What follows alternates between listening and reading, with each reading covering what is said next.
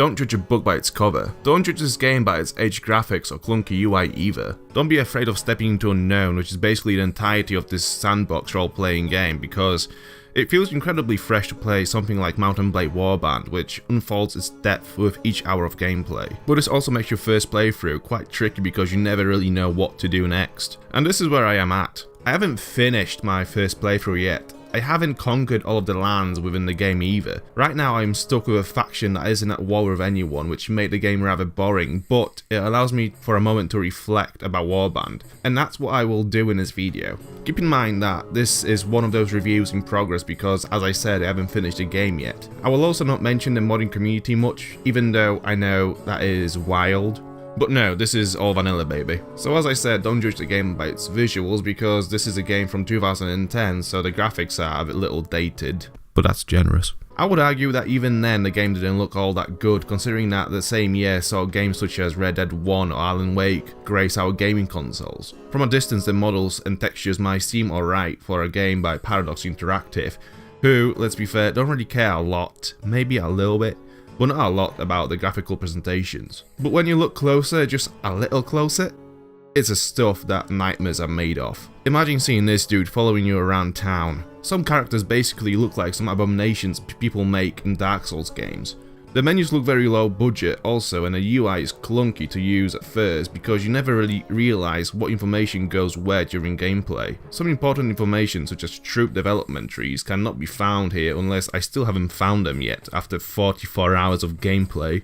Another thing that is very detrimental to this game is its lack of animations for NPCs. You can really see that when you walk into a tavern or an inn and everyone is just stood there looking into a distance, sometimes shifting the body weight from one leg to another just to end up in the same position again.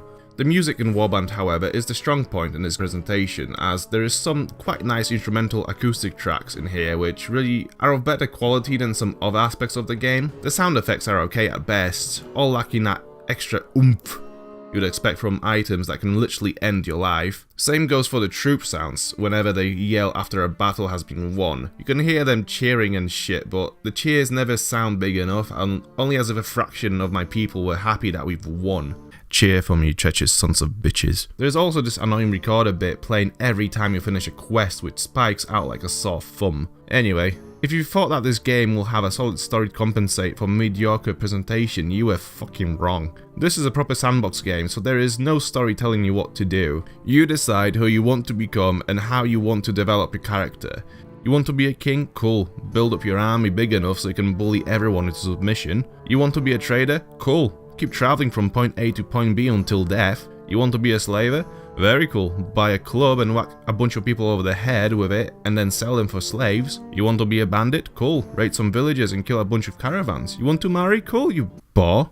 You want to run a village? Cool. You want to become a filthy rich capitalist? Cool. Hey, good on you for generating more jobs for the peasants and then robbing them, you bastard. It is all very cool, and thus your story will depend on what you decide to become in this world. The thing that makes this game the cult classic is its gameplay after all. Let's start with the combat here. So if you've played Morrowind and know how the directional attacks work, then you'll be at home here because Warband lets you set your attacks to work like that. Or you can set it to be mouse controlled or automatic, if you're a filthy scrub that is. You can fight with two-handed weapons, one-handed weapons, crossbows, bows, throwing weapons and pole arms. During battles you also get to order your troops around for strategic advantages and maneuvers. Once you've learned your way around the UI and the menus, or even decided what you want to do and how you can achieve that, the game becomes one of the deeper gaming experiences you might experience in an RPG.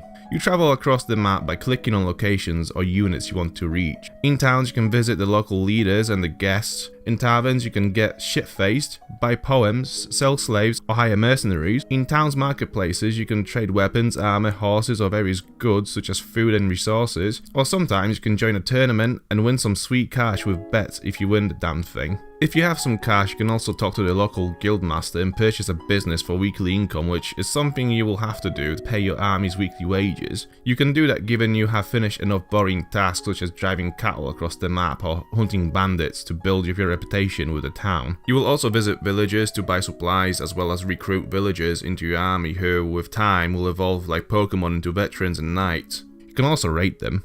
if you're at war with the governing faction for some sweet loot. There are also other locations such as bandit hideouts which you can destroy for some low level loot. You won't really bother with these unless you are really bored and you haven't got a lot going on at the time because your faction is being at peace with everyone. Eventually you start making friends in high places and you will be able to join the faction. After that your fame will start growing as you will fight your way through your faction's enemies and conquer lands for which you will be given your own villages and castles to manage, which also provide you with income if they are protected from enemies.